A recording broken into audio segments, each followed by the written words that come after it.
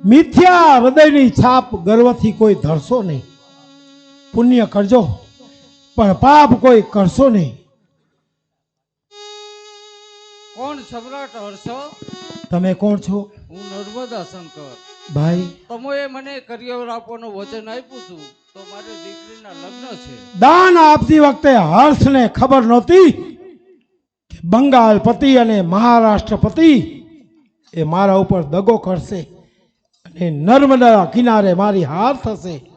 ભાઈ તમારી પુત્રીના કરિયાવર માટે 1.25 લાખ તો શું, પણ એક ફૂટી બદામ હર્ષ પાસે નથી.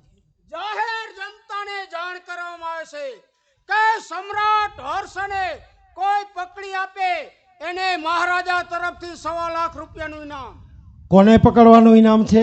સમ્રાટ શ્રી હર્ષને. કેટલું ઇનામ છે ભાઈ? 1.25 લાખ રૂપિયા. તો તમારા મહારાજને કહેજો કે ગરીબ માણસ પોતાની પુત્રીને કરિયાવર કરવાનો હોવાથી સમ્રાટ હર્ષને પકડાવી આપવા તૈયાર છે.